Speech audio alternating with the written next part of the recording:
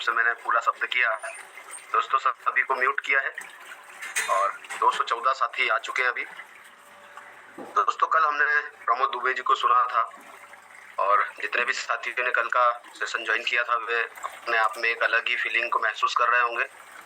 कैसे आगे बढ़ा जाए, ऐसा क्या किया जाए जिससे हम सफल हों। और उसी तर्ज पर वाव की जो बिजनेस एकेडमी है उसमें हमारे एक ऐसे लीडर जो शांति से काम करते हैं, पता भी नहीं चलता है और सफलता उनके साथ साथ चलती है, वो सफलता के साथ साथ चलते हैं और कई सारे लोग जो उनके साथ चलते हैं वो भी सफल होते हैं। तो प्रमोद दुबे जी भी सर के शिष्य हैं। नमाज सर छत्तीसगढ़ से हैं और 6 पर पहुंच रहे हैं सर अभी बहुत जल्दी। बहुत मैंने सुना है सर को कुछ इवेंट्स में, कुछ मीटिंग में।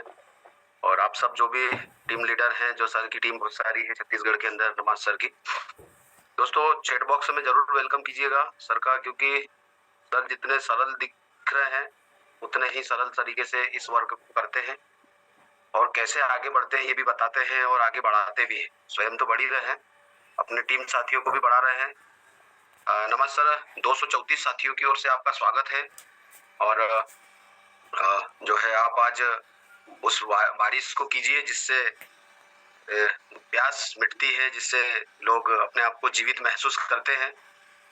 तो स्वागत है सर 237 साथियों की ओर से आपका आज के इस जूम मंच पर। Welcome sir. सर आपको पोस्ट किया था, एक मिनट, जी आप दूसरे नाम से ज्वाइन हो गए जी, आप पोस्ट हैं सर।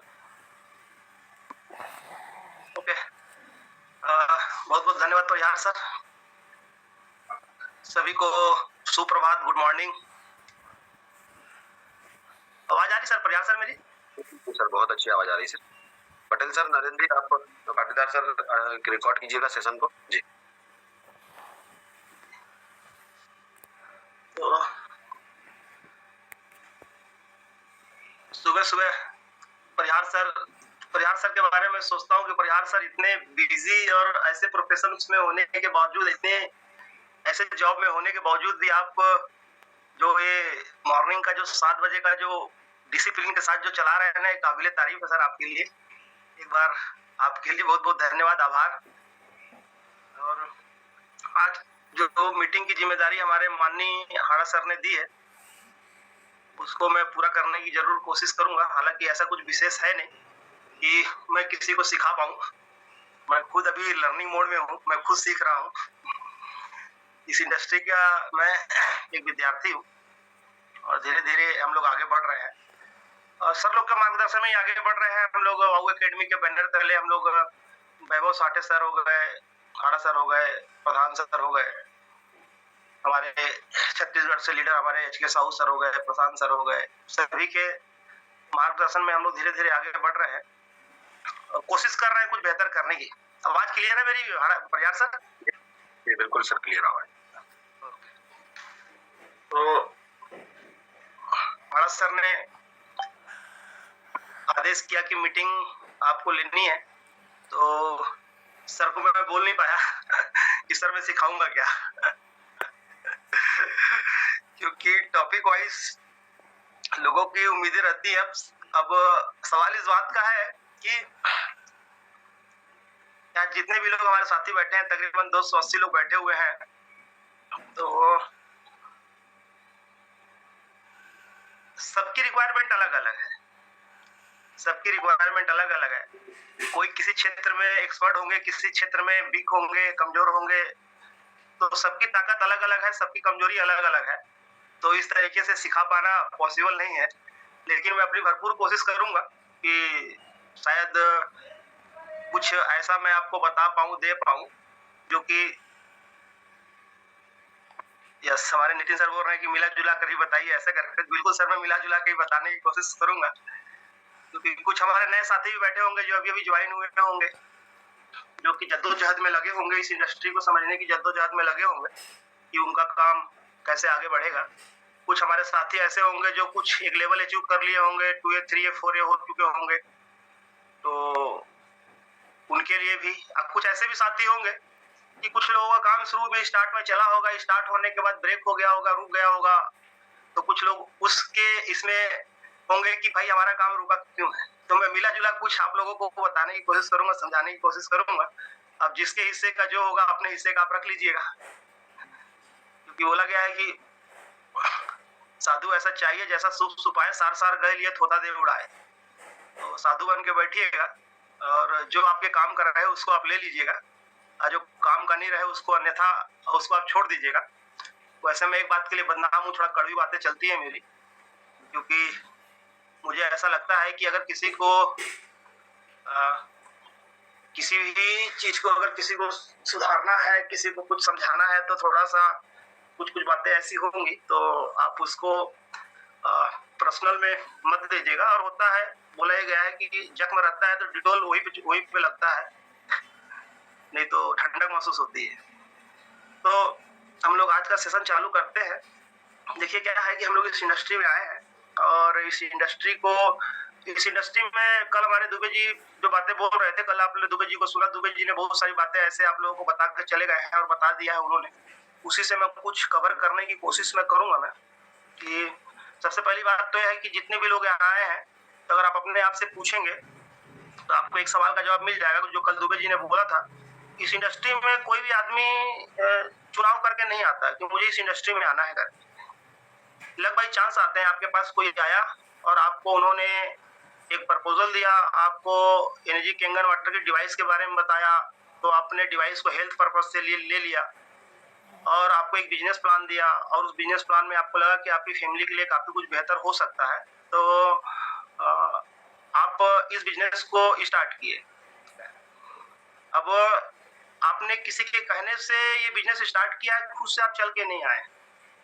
हमारे भारत की एक बहुत बड़ी प्रॉब्लम ये है कि सबसे बात यह है कि लोग ये जो हमारा जो डायरेक्ट सेलिंग इंडस्ट्री है, इस इंडस्ट्री को लोग बिजनेस मानते ही नहीं, इसको लोग बिजनेस मानते ही नहीं है और फिर इसको अपने हिसाब से करने की कोशिश करते हैं। लेकिन आपको एक बात बता दूं कि जब भी आप कोई भी एक नया व्यवसाय शुरू करते हैं तो उस व्यवसाय के अपने कुछ रूल्स होते हैं, कुछ नियम्स होते हैं। उस नियम्स को जब आप फॉलो करते हैं तब वो होना चालू होता है। तो लोग आ तो जाते हैं इस इंडस्ट्री में और कंपनी में लोग आ तो जाते हैं, और आने के बाद वो अपने हिसाब से अपने काम को करने की कोशिश में लग जाते हैं और फिर उनको जो चैलेंजेस आते हैं तो उस चैलेंजेस के चलते वो लोग यहाँ सर्वाइव नहीं कर पाते। तो आपको इस इंडस्ट्री के कुछ जो नियम्स हैं वो आपको समझना होगा, इस बिजनेस को आपको सीखना होगा और सीख के करना होगा। यहाँ बहुत सारे साथी ऐसे बैठे होंगे कि जो काम कर रहे होंगे, तो दो तरह के लोग होंगे। एक, बहुत सारे लोग कहते हैं कि हमारा काम हो नहीं रहा है। तो मेरा अपना ये मानना है कि अगर हमारा काम नहीं हो रहा है तो उस काम के नहीं होने के मात्र दो ही कारण हो सकते हैं।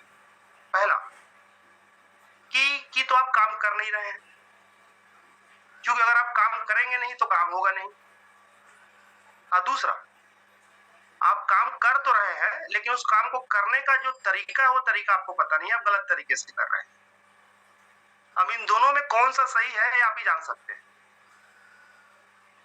कोई एक पर्सन लोगों के पास जाता ही नहीं है, लोगों से बात करता ही नहीं है, तो इसका मतलब वो काम नहीं कर रहा है। और एक पर्सन है जो लोगों के पास जाता है, लोगों से बात करता है, लेकिन उसका काम नहीं हो रहा, इसका मतलब उसको जो बात करनी चाहिए वो बात वो नहीं कर पा रहा है, इसलिए उसका काम नहीं हो रहा है। अगर मेरी बात को बड़े गौर से आप सुनेंगे तो इसमें मैंने बोला कि काम, लोगों को ये पता ही नहीं है कि यहाँ काम क्या है। लोगों को ये पता ही नहीं है यहाँ काम क्या है। काम का अपना एक पैटर्न होता है, पहले हमको काम को समझना होगा। काम क्या होता है, यहाँ हमारा काम क्या है। हमारा यहाँ काम है लोगों से मिलना, लेकिन लोगों से मिलने में भी बहुत सारे काम छुपे हुए। सेल्स को अगर आप समझेंगे, आप सेल्स के प्रोफेशन में, आप इस बात को मानिए आप सेल्स के प्रोफेशन में हैं, और सेल्स का जो डेफिनेशन है वो बड़ा ही विस्तार में है। वो सेल्स मतलब मात्र लोगों से मिलने से सेल्स नहीं होता। अगर हमको सेल्स करना है, सेल करना है, तो उसका अपना एक प्रोसेस है, उसमें एक शब्द आता है प्रोस्पेक्टिंग। पहला काम ये होता है, ठीक है, लेकिन इसके पहले भी एक काम होता है कि लिस्ट मेकिंग। तो हमने लिस्ट बनाया ही नहीं बनाया। लोग क्या है ना, इस बात को हल्के में लेते हैं। लिस्ट बनाने का मतलब ये होता है कि जैसे डॉक्टर के पास आप जाते हैं तो डॉक्टर आपको प्रेस्क्रिप्शन लिखता है, एक पर्ची लिखता है, उस पर्ची आपकी जो बीमारी होती है उसको डायग्नोस करता है और डायग्नोस करने के बाद वो मेडिसिन लिखता है। तो लिस्ट उसी तरीके का काम करती है। जब आप लिस्ट लिखते हैं, लिस्ट में जब लोगों की आप उम्र लिखते हैं, लोगों का प्रोफेशन लिखते हैं, लोगों से आपका संबंध क्या है, जब उसको आप लिखते हैं ना, तो उस बिहाफ में आपको ये समझ आता है और आपके जो लीडर्स रहते हैं, जो भी आपके अप्लायंस हैं, उस लिस्ट को पढ़ करके, वॉच करके आपको बताते हैं कहाँ रिजल्ट जल्दी कन्वर्ट होगा, कहाँ रिजल्ट देर से कन्वर्ट होगा। तो बहुत सारे लोग लिस्ट नहीं बनाते हैं। लिस्ट बनाने का मतलब क्या होता है? मात्र नाम का लिखना ही लिस्ट नहीं होता। हमने नाम लिख दिया, ABCD करके हमने नाम लिख दिया, उसको लिस्ट नहीं बोला गया है। लिस्ट को बनाने का भी अपना एक प्रोसेस है, उसमें आपको लोगों की उम्र को लिखना पड़ता है। जब उम्र को आप लिखते हैं तो उम्र में समझ में आता है कि किसकी उम्र क्या है। तो एक उम्र के दराज में समझ में आता है कि जैसे कि अगर 20-25 साल का कोई लड़का है, उसको हेल्थ बताने जाएंगे तो हेल्थ से उसको मतलब नहीं रहता, क्योंकि अभी उस उम्र की उस दराज पे है वो। तो हमको समझ में आता है कि ये पर्सन को हमको बिजनेस बताने की जरूरत है, अपॉर्चुनिटी बताने की जरूरत है। अगर कोई एक एजेड पर्सन है, 40-45 के ऊपर जा रहा है, तो हमको उनके घर में हेल्थ बताने की जरूरत है। तो लिस्ट से बातें क्लियर होती है, तो लोग लिस्ट बनाते नहीं। तो सेल्स में पहला रीजन आता है आपको लिस्ट बनाना आना चाहिए करके। तो आपको जो भी मीटिंग्स हो रही है, जो भी सीनियर्स है, उनसे बैठ के आप उसके बारे में पूछ सकते हैं। अब लिस्ट के बाद होती है, लिस्ट बन जाती है, लोग सीधे डेमो के लिए चले जाते हैं। लेकिन लिस्ट के बाद मामला आता है डेमो और लिस्ट के बीच में एक बात आती है प्रोस्पेक्टिंग। इसको समझना होगा।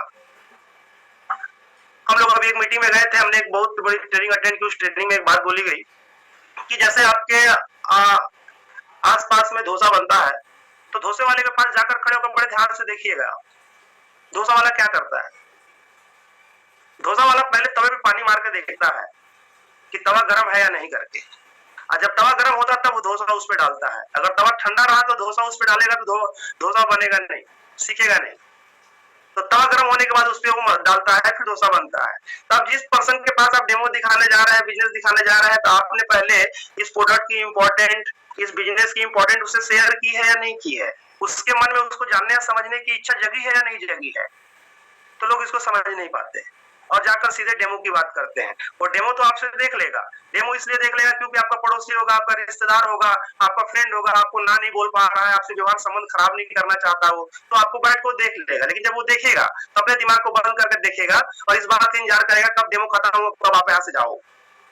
ठीक है,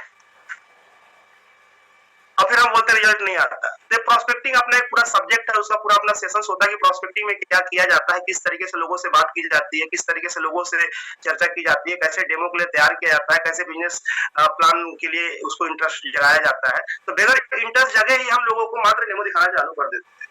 तो प्रोस्पेक्टिंग का अपना एक सब्जेक्ट है, उसका अपना एक सेशन होता है। उसके बाद आता है डेमो। ठीक है, अब डेमो की बात आती है। डेमो का मतलब ये होता है कि डेमो जब आप दिखाने जाते हैं तो मात्र लाल पीला हरा नीला नहीं करना है आपको। उस डेमो से पहले वो ये पानी क्या करेगा, पानी की इंपॉर्टेंट क्या है, क्योंकि लोगों का अपना धारणा बना हुआ कि ये पानी हम सालों से पी रहे हैं, हमारे घर में तो किसी को कुछ नहीं हुआ। उसकी धारणा को आपको तोड़ना है। आपकी लड़ाई उससे नहीं है, उसके विचारों से है। उसके माइंड में जो उसके विचार है पानी को लेकर के, हेल्थ को लेकर के, उस विचार को आपको तोड़ना है। और उस विचार को आप तोड़ पाते हैं तो आपका डेमो सफल होता है। एक पर्सन डेमो दिखाता है, उसके डेमो से रिजल्ट आता है, हम डेमो दिखाते हैं, हमारे डेमो से रिजल्ट नहीं आता। तो क्या कारण हो सकता है इसका?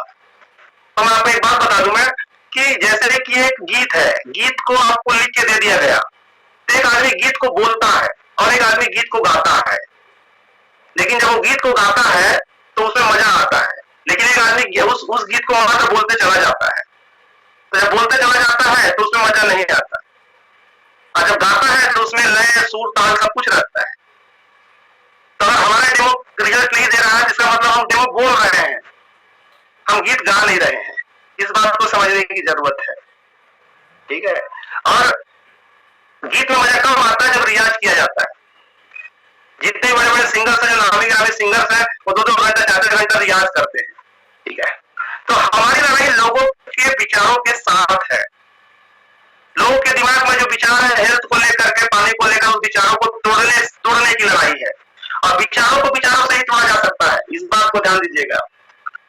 क्योंकि विचारों की लड़ाई, जैसे कि किसी मैदान में आप जाते हैं, लड़ाई होती है, तो उस लड़ाई में आपको शस्त्र काम आते हैं, आपके हाथ में तलवार रहती, बंदूक रहती है, लेकिन यहाँ विचारों की दुनिया की लड़ाई में आपको विचारों का ही उपयोग करना होगा। और विचारों के लिए सबसे अच्छा अगर शस्त्र आपके पास है तो आपकी किताब है।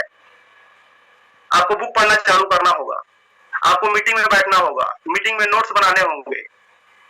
जब आप ऑफलाइन के साथ चलते हैं तो उसको आपको देखना होगा, उसको बड़ी बारीकी से सुनना होगा, तब ये हथियार या शस्त्र आपके पास आएंगे, तब आपका काम होना चालू होगा। अब बहुत सारे लोगों की प्रॉब्लम है कि हमने डेमो दे दिया, डेमो के बाद रिजल्ट नहीं आ रहा, फिर प्रॉब्लम बढ़ जाती है, तो फिर चालू होता है फॉलोअप। तो हमको फॉलोअप में क्या करना है, इसका अपना पूरा सेशन है, ठीक है, क्योंकि दुनिया बहुत बड़ी है, मैं आपको इस 1 घंटे के अंदर आपको समझा नहीं सकता। अब फॉलोअप में क्या क्या प्रोसेस है, कम से कम कुछ नहीं होता है तो 2-3 फॉलोअप के बाद रिजल्ट आते हैं, 4 फॉलोअप के बाद रिजल्ट आते हैं, 9 फॉलोअप 10 फॉलोअप के बाद रिजल्ट आते हैं। लेकिन फॉलोअप का मतलब होता है जब हम लोगों के पास जाते हैं तो हम मात्र ये पूछने जाते हैं कि कब ले रहे हो, चेक कब दे रहे हो, फॉलोअप इसको नहीं बोला जाता। हर फॉलोअप में एक बात होती है, हर फॉलोअप में अगले के सवालों का जवाब होता है।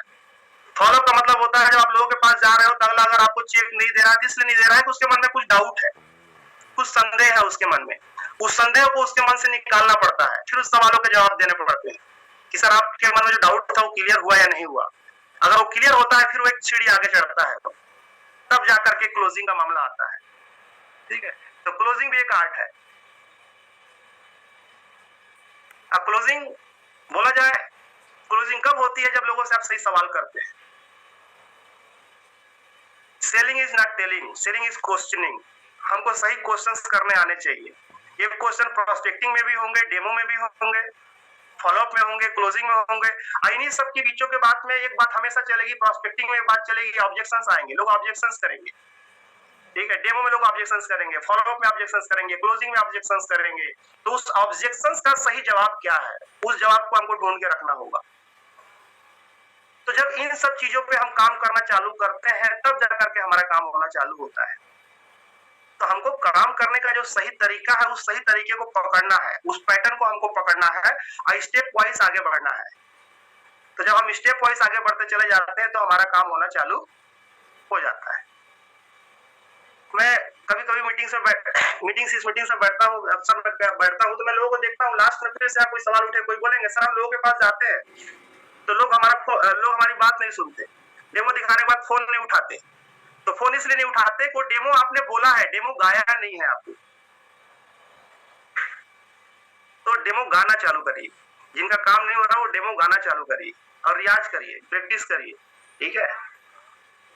क्या हम डेमो जाने से पहले हम तैयारी करते हैं, किसी से मिलने जाते हैं उसके पहले हम कोई तैयारी करते हैं? हमने तो अपना बैग उठाया और हम चले जाते हैं, ठीक है। तो बैग उठा करके चले जाना किसी के घर पे ये तैयारी नहीं होती। उस तैयारी के लिए आपको मंथन करना पड़ता है, बैठना पड़ता है, समझना पड़ता है वो किस जोन का बंदा है, क्या एजुकेशन है उसका, ठीक है, क्या सवाल कर सकता है, ठीक है। अगर कई बार ऐसा होता है कि हम देने जाते हैं हमारा एक पैटर्न बना हुआ है, हम रट्टू तोता हो गए हैं, तोते की तरह हम बोलते हैं, तोते की तरह बोलते चले जाते हैं, ठीक है। तो तोता बोला जाए कि तोता रटी हुई बातें ही बोलता है। अब कोयल, तोता तो दूसरे की बात बोलता है, कोयल अपनी बात बोलती है, इसलिए कोयल को लोग पसंद करते हैं। तो आपको कोयल बनना पड़ेगा, एक मेरा मैसेज है, ठीक है। तो रट के जाने से कुछ होने वाला नहीं है, नहीं तो डेमो चालू हुआ है, डिवाइस चालू हुआ है, ऐसी बनी, ऐसा पानी आता है, एंटीऑक्सीडेंट आता है, अल्फा आता है, माइक्रोप्लास्टर आता है, और उसके बाद खत्म, लाल पीला हरा नीला की और हम आ गए और हमने बोला कि हमारा रिजल्ट नहीं आया। तो मेरे बॉस थोड़ा समझने की जरूरत है, यही समझा सकता हूँ, मैंने इसको एक्सपीरियंस किया, देखा है। मालूम चला किसी ऐसे पर्सन के पास जा रहा है कि उनकी उम्र ज्यादा है, वो कम पढ़ा लिखा आदमी है, लेकिन हमारा पैटर्न एंटीऑक्सीडेंट समझता ही नहीं हो, अल्कलाइन समझता ही नहीं है। हम बोले हमने डेमो दे दिया, तो डेमो ऐसा नहीं होता, इसको थोड़ा सा विस्तार में बैठ के समझने की जरूरत है अपने अप्लायंस के साथ, ठीक है। हम काम करते हैं, काम करके हम आकर उसका एनालिसिस नहीं करते। तो मैं जस्ट लाइक डेमो को, फॉलोअप को, क्लोजिंग को मैं ये मानता हूं कि एक प्रार्थना है, एक प्रार्थना, एक जैसे हम प्रेयर करते हैं, मंदिर में जाते हैं हम प्रेयर करते हैं, ठीक है, तो एक प्रार्थना है। तो जब प्रार्थना आप करते हैं, कहीं भी मंदिर में आप जाते हैं, प्रार्थना जब करते हैं तो आप परमात्मा से कुछ कहते हैं, ठीक है। लेकिन प्रार्थना के बाद एक बात और होती है, ध्यान। तो प्रार्थना में आप परमात्मा से कुछ कहते हैं और ध्यान में आप परमात्मा की सुनते हैं। तो जब डेमो करके आइए तो बैठिए कि मैंने जो डेमो किया उस डेमो में क्या क्या गलतियां मुझसे हुई, तो आपको अंदर से एक आवाज आएगी कि ये छूट गया, तो मतलब आपको कोई मैसेज दे रहा है कि डेमो सही नहीं हुआ है। ठीक है। और प्रार्थना में आप अपनी आवाज सुनते हैं, लेकिन जब ध्यान में जब आप बैठते हैं तो खुद से परे की बात सुनते हैं।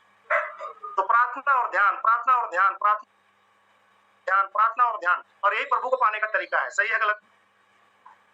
तो प्रभु मतलब सक्सेस। तो आप सक्सेस को पाना चाहते हैं, अब प्रार्थना आप कर नहीं रहे हैं। हमने कोई भी मंत्र पढ़ा, ठीक है, हमने पढ़ा अपना, जैसे कि हमने हनुमान चालीसा ही पढ़ा, ठीक है, लेकिन उस जो शब्द है, जो शब्द को आप पढ़ रहे हैं, उस शब्द के अर्थ को आप नहीं समझते, तो क्या वो प्रार्थना काम करेगी? प्रार्थना काम नहीं करेगी। ठीक है। तो हमको जो शब्द हम बोल रहे हैं, जो प्रार्थना हम कर रहे हैं, उसका भाव हमको समझ में आना चाहिए। ठीक है। अब ये जो चीजें होती हैं, जब आप काम कर रहे हैं तो आप अपलाइन के साथ बैठते हैं, अपलाइन की आप सुनते हैं, उनसे विचार विमर्श करते हैं, तो वहां से कुछ निष्कर्ष निकल के आपको सामने आएंगे, तो उसको हमको करते हमको चलना है। तो इस तरीके से फिर हमारा काम आगे धीरे धीरे बढ़ता है। ठीक है। मैं अगर आपको एक बात बोलूं तो इस बात को आप समझिएगा, हम जिस दुनिया में हैं, अगर मुझसे अगर कोई पूछता है तो मैं उनको ये बोलता हूं कि ये बिजनेस दो चीजों पे चलेगा। पहला रिलेशनशिप, स्ट्रॉन्ग रिलेशनशिप, और दूसरा आपका सामर्थ्य, स्ट्रॉन्ग स्किल। पॉइंट को आप समझने की कोशिश करिए। जहां पर आपका स्ट्रॉन्ग रिलेशनशिप रहेगा, वहां पर आप 20% भी बात करेंगे तो आपके बिलीव में अगला प्रोडक्ट को अपनी फैमिली के लिए ले लेगा, क्योंकि आप पे उसका विश्वास है, आपका उस पर फेथ है। और जहां आपका विश्वास, आपका रिलेशनशिप कमजोर है, वहां पर आपको अपनी स्किल को दिखाना होगा। अक्सर क्या होता है कि जब हम शुरुआत जब काम चालू करते हैं तो अपने लोगों के पास जाते हैं, तो उनसे हमारा संबंध होता है, तो वहां काम होता है हमारा। लेकिन जब नीचे टीम बनती है, जब उसके साथ हम जाते हैं तो वहां काम नहीं होता। इसलिए काम नहीं होता कि वहां आपका कोई रिलेशनशिप नहीं रहता है, तो वहां पे आपको अपनी स्किल दिखानी पड़ती है। तो हमको अपने संबंधों को स्ट्रॉन्ग करना होगा लोगों के साथ में। हम इस बिजनेस में आए हैं, इसके पहले हमारा लोगों से कितना मिलना जुलना था, हर इंसान अपनी दुनिया में मगन था। जब आप पार्टी के पास जा रहे हैं तो उनके माइंड में बात जाती है कि इन्होंने काम चालू किया है, ये हमें बताने आए हैं। तो संबंधों में कहीं ना कहीं हमारे उतनी मजबूती नहीं है, तो हमको अपने संबंधों को थोड़ा स्ट्रॉन्ग करना होगा, लोगों से मिलना होगा, लोगों से बात करनी होगी। तो अपने रिलेशनशिप को स्ट्रॉन्ग करें और अपने सामर्थ्य को आप बढ़ाएं। तो जब आप सामर्थ्य को आप बढ़ाएंगे तो जाकर के धीरे धीरे ग्रोथ होनी चालू होगी। तो हमको टोटल मैं आपको ये बात बोलूं तो हमको अपने ऊपर काम करने की जरूरत है। और ये जो वाव एकेडमी का ये जो मंच आप देख रहे हैं, जो मीटिंग्स आप देख रहे हैं, तो इस मीटिंग को रखने का मकसद क्या है? इस मीटिंग को रखने का एक बहुत बड़ा मकसद है। हमारे जो अपलाइंस है, आरा सर हो गए, साठे सर हो गए, वाइके प्रधान हो गए, ठीक है, प्रशांत सर हो गए, ये जो मीटिंग्स जो रखी जाती है, इस मीटिंग्स इसलिए रखी जाती है कि हमारे अपलायंस को पता है कि कोई बीज ऐसा आया है जो वृक्ष बन सकता है, लेकिन वो पौधे के रूप में कहीं मर न जाए, वो वृक्ष बने, इसलिए इस मीटिंग को रखा जाता है। ऐसा हो सकता है कि आप जिसके साथ आए हैं, अक्सर इस इंडस्ट्री में देखा गया कि आप जिसके साथ आते हैं, लोग पैदा करते हैं, पैदा करने के बाद छोड़ के चले जाते हैं। ये प्लेटफॉर्म उनके लिए है। इस प्लेटफॉर्म को आपको समझना होगा। आप यहाँ किस धारणा से बैठे हैं, किस माइंडसेट के साथ बैठे हैं। देखिए क्या आप इस बात पर गौर करिएगा कि जब आप मंदिर जाते हैं तो मंदिर की सीढ़ी अगर ऊपर जाती है तो उस मंदिर को जाते साथ आप उस सीढ़ी को प्रणाम करते हैं। सही है गलत है? आपके घर में भी सीढ़ी होगी, लेकिन उस सीढ़ी को प्रणाम नहीं करते हैं। क्यों नहीं करते? इसलिए नहीं करते क्यों? मंदिर की सीढ़ी आपको प्रभु के दर्शन करा रही, घर की सीढ़ी दर्शन नहीं करा रही है। तो माय डियर फ्रेंड्स, जब भी मीटिंग में बैठे ना तो बड़े हिसाब से बैठे। ये ना सत्संग है, ये ना ये मंदिर है, इसी मंदिर से बहुत कुछ मिलने वाला है आपको। पता नहीं, लोग बहुत सारे लोग आते हैं, मैं देखता हूँ लोग किसी का कुछ लोग मैं तो जहां तक देखता हूँ लोगों को बोलता हूँ, कोई कॉपी पेन लेके नहीं बैठता है, नोट्स नहीं बनाता है। लोग बोलते हैं हम सीख रहे हैं, क्या सीख रहे हैं? मैं आपसे पूछूं, 4 दिन पहले मीटिंग हुई थी, आपने क्या सीखा? नोट्स नहीं है आपके पास।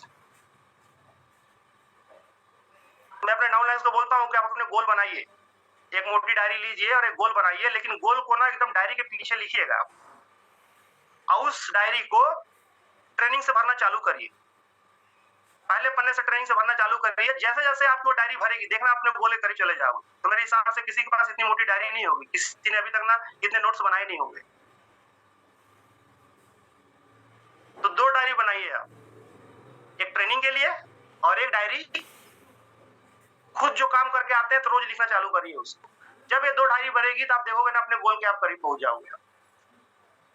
तो मीटिंग्स की इम्पोर्टेंट को समझना है, अपलाइंस की इम्पोर्टेंट को समझना है, ठीक है। आज क्या है, आज कल्चर ऐसा हो गया है कि आज का कल्चर गुरु शिष्य परंपरा का रहा ही नहीं। गुरुकुल पद्धति आप समझते हैं? आज तो स्कूल चल रहे हैं, स्कूल जाते हैं, बच्चे पढ़ के आते हैं। पहले गुरुकुल परंपरा हुआ करती थी। गुरुकुल परंपरा का मतलब क्या होता है? गुरु शिष्य की परंपरा। शिष्य वहां पर शिष्य जाकर के गुरु के पास रहा करता था, साल 2 साल 3 साल 4 साल। वो गुरुकुल परंपरा में ये होती थी कि जब शिष्य गुरु के पास रहता था तो उस गुरु उसके हर एक्टिविटी को देखता था, उसके हर चाल चलन को देखता था और देख करके उसके अंदर से गंदगी को निकालता था। तब गुरु शिष्य परंपरा चालू होती थी। लेकिन आज वैसा मैटर नहीं है। लेकिन हमको गुरु शिष्य परंपरा चालू करनी पड़ेगी। वो परंपरा क्या है? जब आप अपने अपलाइन के साथ जाते हैं तो ये सोचिए कि गुरु शिष्य परंपरा ही चल रही है। गुरु का भी ये दायित्व बनता है कि जब वो डाउनलाइन के साथ जा रहा है तो जब वो मेरे साथ 2 दिन 3 दिन 4 दिन रहेगा तो 2 3 दिन 4 दिन में मैं उसकी हर एक्टिविटी को देखूंगा। वो लोगों से कैसा बात करता है, कैसा उसका बिहेवियर है, कैसा उसका एटीट्यूड है, और क्या उसके अंदर की प्रॉब्लम्स है, उसको देखकर उसको हमको करेक्ट करना पड़ेगा। हर अपलाइन की जिम्मेदारी है और डाउनलाइन से उनकी भी जिम्मेदारी है कि जब अपलाइन के साथ आप जा रहे हो तो उसके बिहेवियर को आप देखो। हम गुरु की बात करते हैं, गुरु से आप ज्ञान प्राप्त करने की बात करते हैं, हाड़ा जी से ज्ञान प्राप्त करने की बात करते हैं, आप हमारे परिहार सर हैं और भी अपलाइन से उनसे ज्ञान प्राप्त करने की बात करते हैं। हमको लगता है ज्ञान हम ले रहे हैं, लेकिन ज्ञान कैसे? तो गुरु के आचार विचार और व्यवहार से आप सीख सकते हैं। देखिए उनका आचरण क्या है। क्या वो ग्राहक को देखकर कभी गुस्सा होते हैं? डाउनलाइन को देख के कभी गुस्सा होते हैं? तो हम कैसे गुस्सा कर सकते हैं? व्यवहार को देखिए।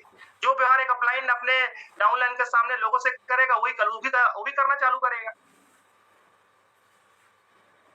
तो गुरु बोलना एक अलग बात होती है। लोग बोलते हैं कि मैं शिष्य हूँ, मैं फलाना, जैसे बोले कि दुबे, जैसे कि अभी प्रहार सर बोले कि सर के बहुत सारे शिष्य हैं, ऐसे करे, जैसे किस नाम लिए दुबे जी का, ठीक है। तो आप अपने आप को शिष्य मानते हो? कभी आपने पूछा कि वो गुरु आपको शिष्य मानता है नहीं मानता है? आपके मानने से क्या होगा? गुरु के मानने से होगा। वो जो ढूंढ रहा है आपके अंदर वो दिखेगा तब आपको शिष्य बनाएगा वो। और शिष्य कोई 1 2 ही होता है। तो ये अलग दुनिया है, ये बहुत ही अलग दुनिया है। इस दुनिया में इतनी बड़ी सक्सेस है, लोगों के पास काम नहीं है, बहुत सारे लोग काम के लिए तरस रहे हैं। कुछ लोग ऐसा काम कर रहे हैं जिसमें अपने सपनों को पूरा नहीं कर पा रहे हैं। कुछ लोग काम को लेकर के स्ट्रगल कर रहे हैं, उनकी जरूरतें पूरी हो रही है, उनके सपने नहीं पूरे हो रहे हैं, उनके बच्चों को अच्छी लाइफ नहीं मिल पा रही है, उनके रिटायरमेंट का, उनके बुढ़ापे को लेकर कुछ ऐसा दिख नहीं रहा है, भविष्य अंधकार में दिख रहा है। हमारे पास एक ऐसा काम है कि हमने इस काम को अगर कर लिया तो हमारी जिंदगी छोड़ दीजिए, अपने सपनों को छोड़ दीजिए, आपकी आने वाली पीढ़ी की जिंदगी बन जाएगी। सही है गलत है? इस काम को कितनी सलीनता से करना चाहिए हमको? क्या उस तरीके से हम कर रहे हैं? ये सवाल हमको खुद अपने आप से पूछना है, किसी और से नहीं पूछना है। तो आपके सवाल का जवाब आपको मिल जाएगा। हम 8-10 घंटा वो काम कर रहे हैं जिससे हमारी जरूरतें पूरी हो रही है। इस काम को कितने घंटा करना चाहिए? पूछिए अपने आप से। तो माय डियर फ्रेंड्स, ये अलग दुनिया है। ऐसी दुनिया है कि 5 साल में आप वो पा सकते हैं कि जो एक आदमी 60 साल तक नहीं पाता है। तो हमको उस तरीके से इस व्यवसाय को समझना होगा, अपलायंस को समझना होगा। बहुत सारे अपलायंस मीटिंग्स के लिए बोलते हैं, तो लोगों को लगता है बार-बार मीटिंग के लिए बोलते हैं, ठीक है। एक बाप अपने बच्चे को बार-बार स्कूल जाने की बात करता है, ठीक है। तो बच्चे को लगता है क्या पापा परेशान कर रहे हैं कर, लेकिन उस बच्चे को नहीं पता है कि बाप ये चाहता है कि जिस दिन मैं इस दुनिया में नहीं रहूं उस दिन मेरा बेटा अपने पैर पे खड़ा रहे। सही है गलत है? तो आपके अप्लायंस अगर आपको मीटिंग की बात कर रहे हैं, आपको सीखने की बात कर रहे हैं, तो इसीलिए कर रहे हैं कि मैं हमेशा आपके साथ नहीं चल सकता। आपके अप्लायंस के भी 2-4 जूनियर होंगे, जिस दिन 20 हो जाएंगे, जिस दिन 40 हो जाएंगे, जिस दिन 60 हो जाएंगे, जिस दिन 100 हो जाएंगे, तो अगर अप्लायंस आपके साथ अगर आप 10 दिन भी चल रहे हैं, 20 दिन भी चल रहे हैं, तो 20 दिन में इतना समझ लो उस पर्सन को कि उससे उसके आचरण को, उसके व्यवहार को अपने अंदर ऐसा ढाल लो आप कि फिर आपको कहने का मतलब दुनिया में कोई तोड़ न रहे आपका। लेकिन हम ऐसा करते नहीं है। हम अप्लायंस को मात्र इसलिए बुलाते हैं कि अप्लायंस आएगा और डेमो कर देगा और हमारा 13,000 रुपए आ जाएगा, हमारा 26,000 रुपए आ जाएगा। ठीक है, तो बहुत सारे डाउनलाइंस क्या है, अप्लायंस को खरीद लिए 13,000 26,000 रुपए, मैं ऐसे ही बोलता हूँ। ठीक है, तो हमको ना ये समझने की जरूरत है, जो इसको समझ गया तो बहुत कुछ पालेगा वो। ठीक, ये बिजनेस आपका अपना बिजनेस है, ये बिजनेस आपका है। अगर आपको इस बात को याद रखनी है तो इस बात को याद रखना, आपकी शादी अगर हुई होगी तो पंडित शादी करा के चला गया, पंडित आपके साथ घूम नहीं रहा है। तो किसी ने आपको ये बिजनेस अगर दे दिया है तो पंडित का काम खत्म, आपका काम चालू। ये अभी हम दिल्ली गए थे ना, तो हमारे ग्रेट लीडर ने ये बात बताई और जबरदस्त बात बताई, बड़े बड़े पते की बात है। ठीक है, तो जब भी अपलाइन की याद आए तो अपनी शादी को याद करना। ठीक है, तो बिजनेस को अपना मानो। ये बिजनेस जिस दिन आपने अपना मान लिया उस दिन से बिजनेस चालू हो जाता है। नहीं तो सीनियर आएगा तो काम करेंगे, सीनियर नहीं आएगा तो काम नहीं करेंगे। सीनियर बोलेगा तो सीखेंगे, सीनियर नहीं बोलेगा तो नहीं सीखेंगे। सीनियर बोलेगा तो डेमो के लिए जाएंगे, सीनियर नहीं बोलेगा डेमो के लिए नहीं जाएंगे। सीनियर डेमो करके छोड़ दिया, सीनियर बेचारा परेशान है, 200 किलोमीटर दूर रहता है, हाड़ा जी आए बड़ी मीटिंग लिए, उसके बाद हाड़ा जी चले गए, तो अब हाड़ा जी अभी पता करे कि भैया फॉलोअप कर रहे हो कि नहीं कर रहे हो। तो बिजनेस किसका है? बिजनेस मेरा है, तो करेगा कौन? मैं करूंगा। तो इस तरीके से इस बिजनेस को जब आप समझते हैं और करने की कोशिश करते हैं तो जाकर के बिजनेस चालू होना चालू होता है।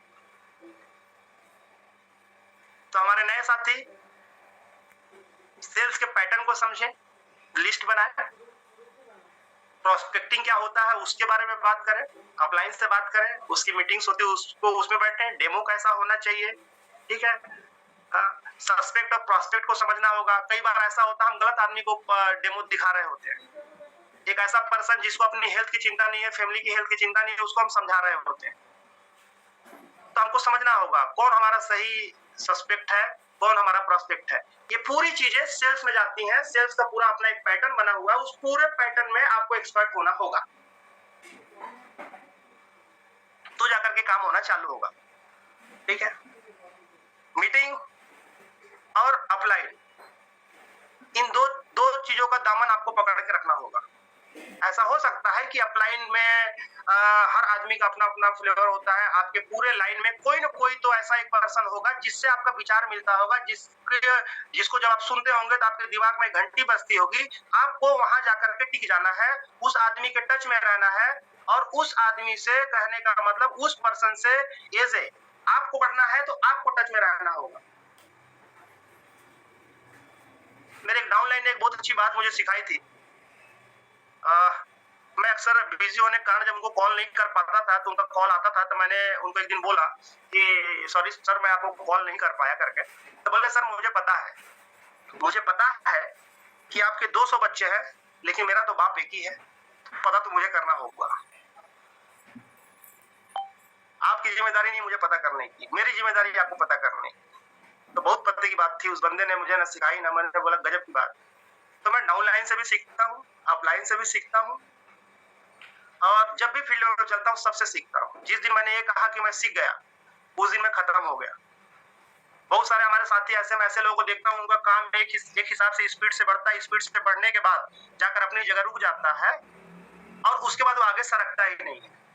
ठीक, क्योंकि उन्होंने अपनी एक दुनिया बना ली है, अपने आप को उन्होंने खुद की अपनी एक दुनिया बना ली है। वो मानते हैं कि मैं सर्वज्ञानी हूँ, मैं सर्वज्ञानी हूँ। ठीक, जो जिसने ऐसा माना उसका उसी दिन से खात्मा होना चालू हो जाता है। और उसको डाउनलाइन से भी मिलेंगे, अपलाइन से भी मिलेंगे, जो बार बार हिंट करेंगे, लेकिन वो इतने गुरूर में रहता है उसको समझता ही नहीं है। तो मैं बोलता हूं कि वो बीमार बड़ा बदनसीब है जिसको पता ही नहीं है कि मेरी बीमारी क्या है। वो डॉक्टर घूम रहा है, बीमारी का ही पता नहीं चल रहा है। अब बीमारी का पता चला तो उसको उस तरीके का डॉक्टर नहीं मिल रहा है, इस बीमारी का इलाज कौन करेगा? यहाँ जो अप्लायंस है ना, उनके पास हर बीमारी का इलाज है, लेकिन अप्लायंस की भी अपनी एक मर्यादा है कि मैं अगर किसी एक पर्सन की अगर बात करूं, अगर मैं जानता हूं कि इनके अंदर प्रॉब्लम है, तो मुझे भी इस बात का रहता है कि अगले को अगर बोलूं तो अगला उसको किस लहजे में लेगा।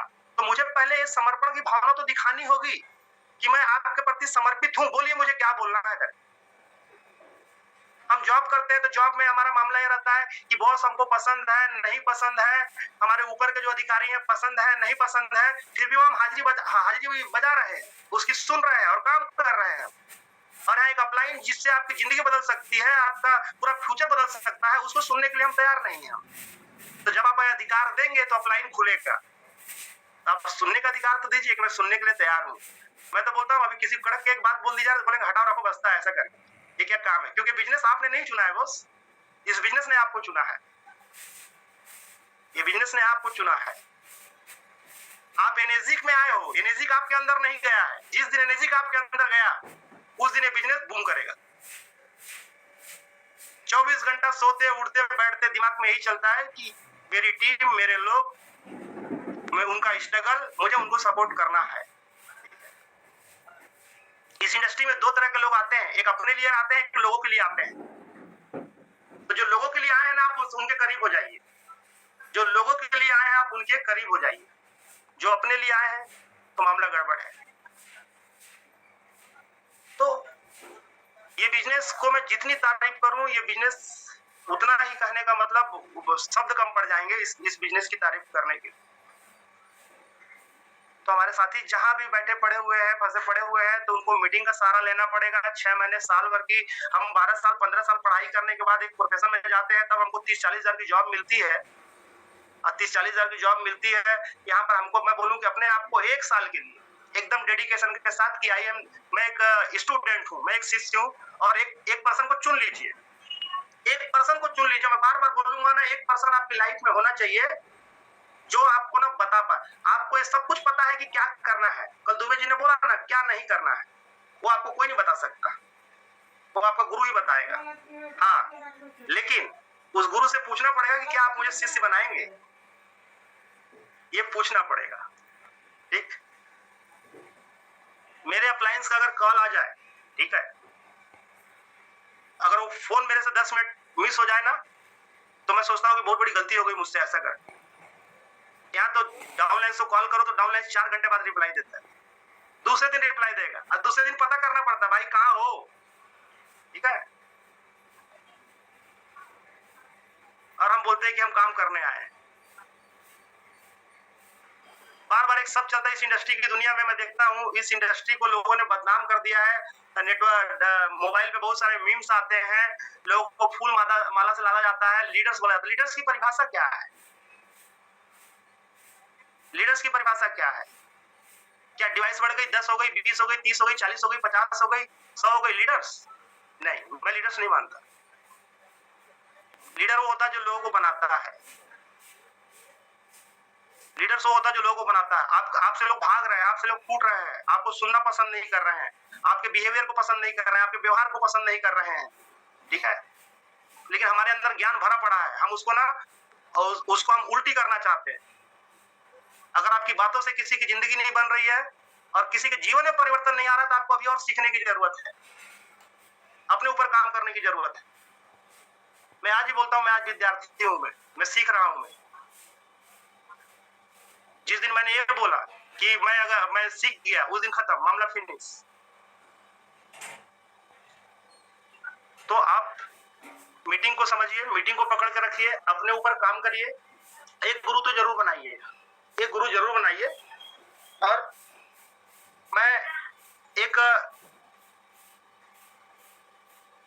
छोटी सी कहानी बता रहा हूं, इस कहानी के माध्यम से समझने की कोशिश करिएगा।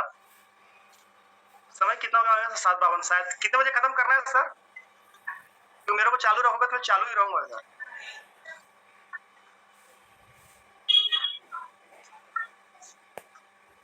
एक स्कूल में एक मास्टर जी, आवाज आ रही मेरी? आ रही है सर, आ रही है। एक स्कूल में एक गुरु जी बच्चे को पढ़ा रहे थे। बच्चा बड़ा शरारती था, तो गुरुदेव की बात सुनता नहीं था। तो गुरु जी ने उसको थोड़ा टोका और उससे एक सवाल पूछा। ब्लैक बोर्ड पे 2 अंक लिखे, 1 और 0। तो 1 और 0 में बड़ा कौन सा होता है? आप मुझे टाइप कर सकते हैं। 1 और 0 को दोनों अलग अलग लिखा जाए तो बड़ा कौन सा होता है? 1। कुछ लोगों ने 0 लिखा है, लेकिन आपको बता दूं कि जब 0 किसी के साथ लगेगा तो बड़ा होगा, 0 अकेला रहेगा बड़ा नहीं होगा। तो 1 बड़ा होता है, ठीक है। अब 1 के पीछे उन्होंने लिखा है 1 0 बढ़ाया, तो नंबर क्या हो गया? 10। और 10 के पीछे जब 1 0 बढ़ाया तो क्या नंबर हो गया? 100, ठीक है। और 100 के पीछे 1 0 बढ़ाया तो क्या हो गया? 1000। अब फिर 1 0 बढ़ाया तो कितना हो गया? 10,000, ठीक। अब उन्होंने उसी 0 को 1 के आगे लगाया तो क्या रहा? 1। फिर 1 0 बढ़ाया उसके आगे तो क्या रहा? 1। तो 1 के अगर सामने 0 लगाओगे आप, जितने भी 0 लगा दो 1 1 ही रहेगा। और 1 के पीछे जब 0 लगाओगे तो उस 1 का महत्व बढ़ता चला जाएगा। मोरल ऑफ स्टोरी ये है, कभी भी अपलाइन को क्रॉस करने की कोशिश नहीं करना। अपलाइन के पीछे ही रहना, कितने भी बड़े हो जाओ अपलाइन के पीछे ही रहना। जिस दिन आगे जाने की कोशिश की उस दिन खत्म, आपका मान घट जाए, खत्म हो जाओगे। तो मीटिंग को, अप्लायंस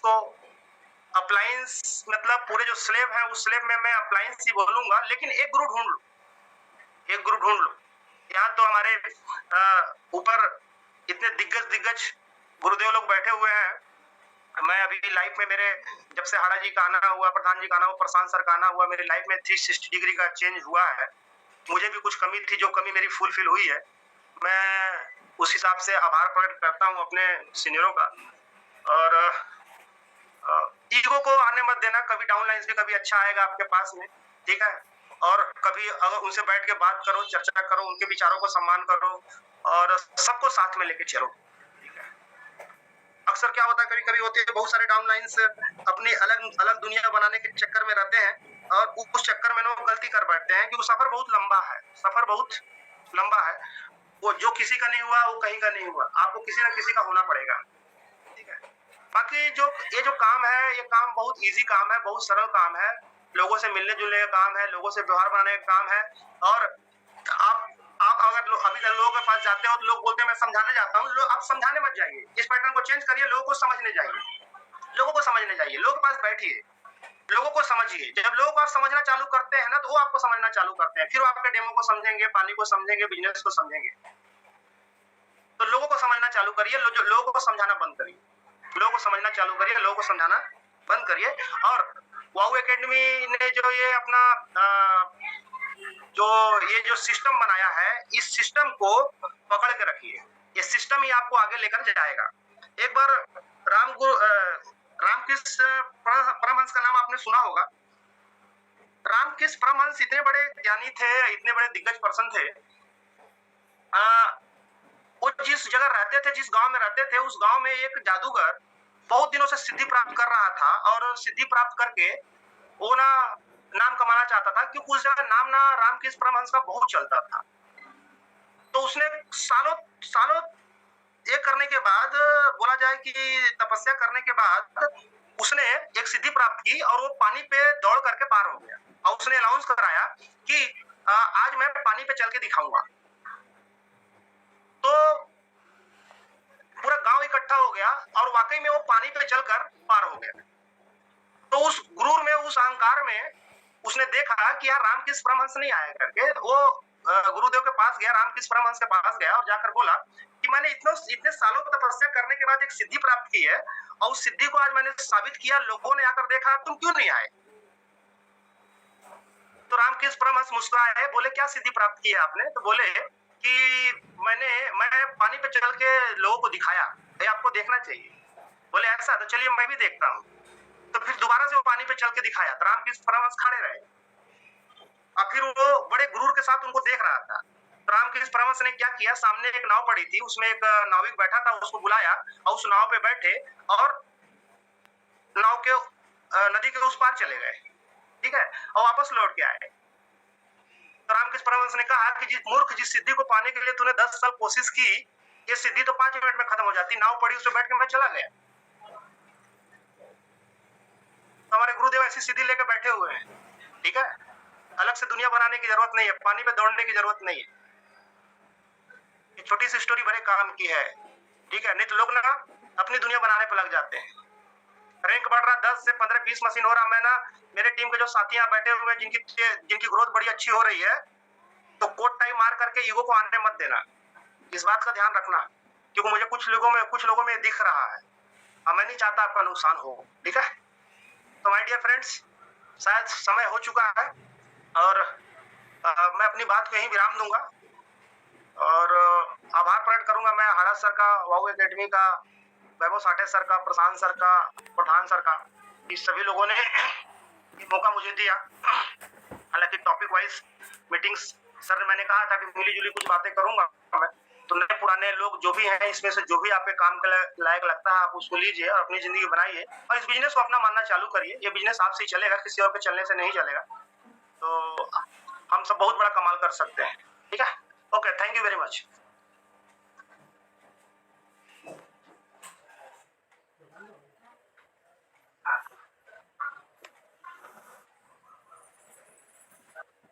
हाँ प्रयार sir,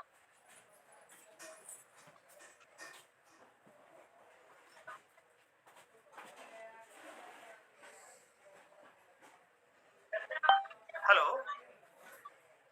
ji thank you sir. Actual में प्रॉब्लम के कारण मेरा मोबाइल ही बाहर हो गया था, मैं तो इसलिए को होस्टर से हट गया था। जी जी सर। ओके। बहुत जबरदस्त सेशन रहा सर आपका और बहुत सारी बातें आपने दी है यहाँ पे।